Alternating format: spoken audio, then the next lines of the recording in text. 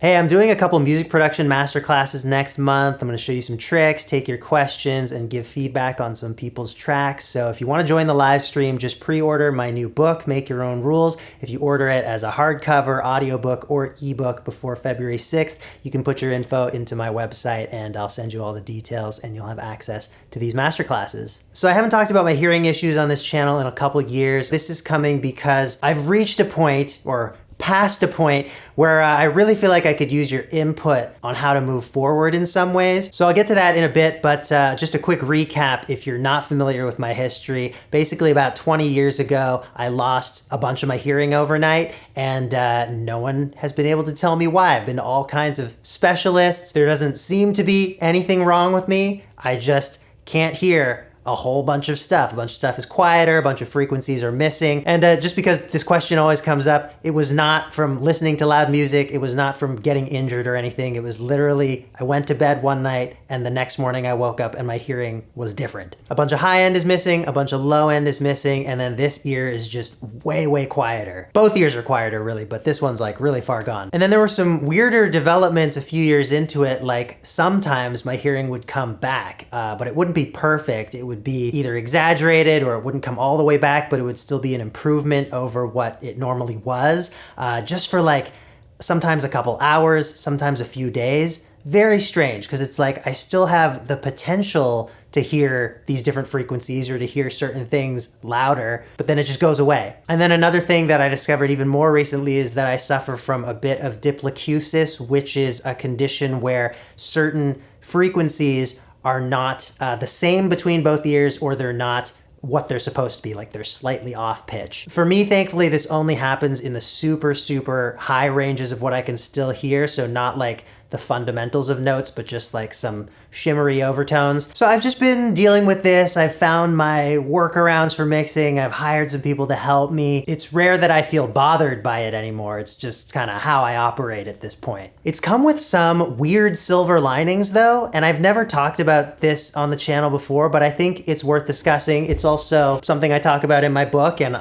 straight up, if I can't use my hearing loss to promote my book, then come on. So here's one weird silver lining about being a musician who's lost a significant amount of my hearing. I no longer have to wrestle with this question about whether I make art for myself or for other people. And I'm really hoping I can bring you guys along with me on this, because there's some nuance. We're gonna be weaving a bit, and I just know how easy it can be to misconstrue this point. But I'm not talking about like pandering to an audience. I mean, anyone can do whatever they want, but I do believe that really great art doesn't come from thinking about what you think your audience wants and then, you know, spoon feeding that to them. I'm talking about how things change when you know what you're creating is going to be out there for public consumption. I know a lot of artists have this question, I certainly used to, about what they should be working on, how they should be making it, and how much of it is really for them if they're trying to, you know,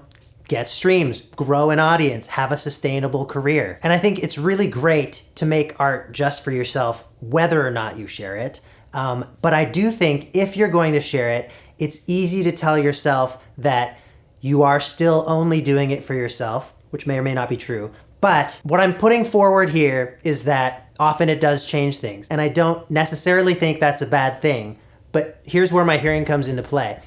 When I know that something I'm working on is gonna go out to my audience, I have to make it sound worse to myself, because my ears are so bad. I've got to do all this compensation with the bass and the treble for me to hear it the way that I want it. But if I want the average pair of ears to enjoy it, then it's got to be completely different. The mix, the master, the EQs all have to suit kind of an ideal pair of ears, not the ones that I have. So I always have this barometer for whether or not I'm making something truly, purely for myself, where I'm just gonna fully enjoy it and vibe to it, and you know, I'm deriving all the satisfaction just from the joy of creation, versus when I think I've got something that I wanna share, that I think is worth sharing, that I think will connect with people, that I think other people will get something out of. And in those cases, I'm going to make some of these tweaks that are gonna communicate the idea in its ideal form to them. So this is what I realized as I was going about continuing on my music career after this hearing loss affliction, which happened very, very early on, by the way. I think I was about a year into actually making money doing music when this happened to me. And so I realized I now had this extra sense of determining whether something was just going to be for me or whether I was polishing it up for public consumption. And then, I extended that thought to beyond the mix, like questions about would I spend so much time editing a vocal if it really were something that I was making just for me? Would I record it at all if it was something I was just making for me? Like, maybe I enjoy playing this song for myself and that's all it is, but the recording of it, the documentation of it is what I do for other people. I think all of this stuff is much more complex than how we tend to discuss it, which is just this artist has no integrity because they're just trying to appeal to the crowd, and this artist is legit, they stay true to their voice and they only do what they want. I have no idea if I'm being coherent here. I hope the point is coming across clearly. I definitely do a lot better of a job with it in my book. Pick this up if you want to wrestle with these questions about art and authenticity with me. But I did want to bring it up in this video because I know far fewer people are going to buy this book than watch me on YouTube, and I think it's a discussion worth having more widely. Leave a comment below. Really interested in your thoughts on this. Silver lining number 2, my hearing loss has actually made my music better. Everything about how I was when I started my career pointed to me doing everything by myself.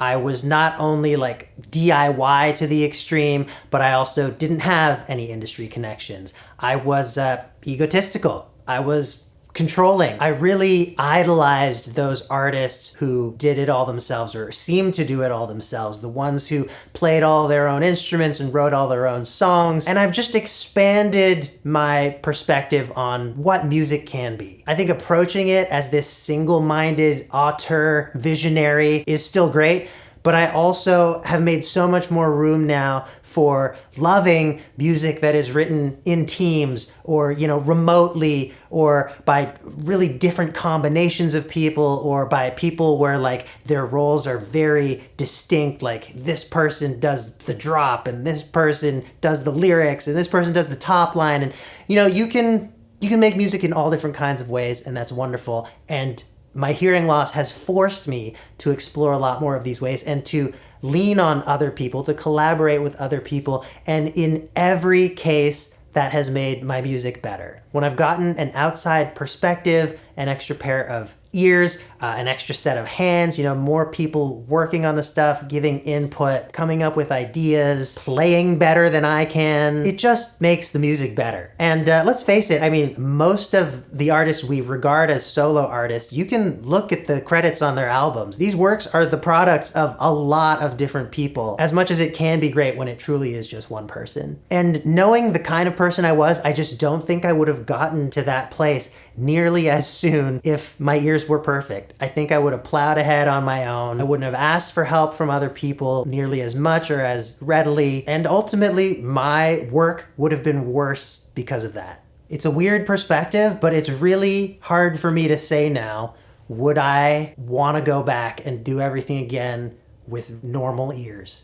The way that my hearing loss has changed how I approach my work, who I've ended up working with, and just my perspective on music in general, strangely, I have to be thankful for it. It's just one of those things. It's good and it's bad. And so this is where I want your input, because I've been thinking about this for so long and I can't come to a clear picture of where I should take things. And I just feel like there's gonna be some brilliant ideas that bubble up from all your wonderful perspectives as well. So right now I've got a couple people on my team, Ryan and Marty, who help me with whatever I need audio-wise. It might just be making sample packs or whatever, but it's also a lot of help with music production, mixing, mastering, the things where my ears are not giving me what I need. I've also been having so much fun collaborating with more and more other people, and it's in different capacities and to different degrees, and it's all wonderful. If someone's playing an instrument on my track, or we're writing something together, or I work with a string arranger,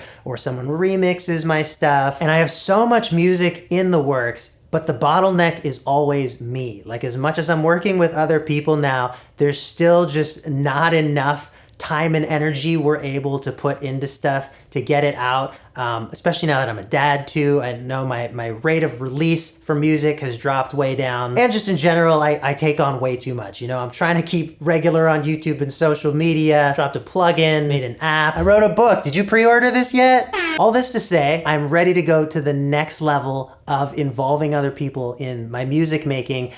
But I don't know what that means. I've tried a lot of different stuff and I'm probably gonna continue trying a lot of different stuff, but in my audience, there are so many people with so much skill and talent and great ideas, and I really don't care about clout or about like audience size matching or any of that stuff. If you make something cool, I would love to be able to work with you.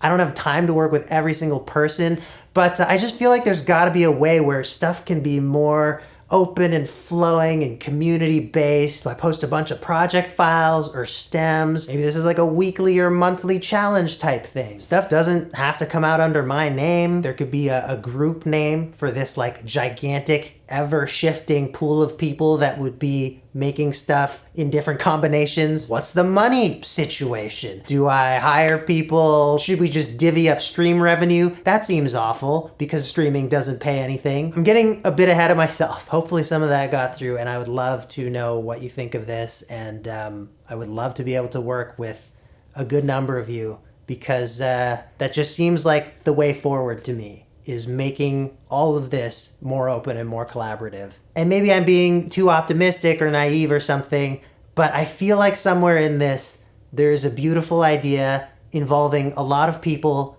enjoying making music. And if that is something that comes out of my weird hearing problems, there will be no question about it. My hearing loss will have been a good thing. Looking forward to what you have to say. Pre-order the book if you haven't already. I'll see you in the next video.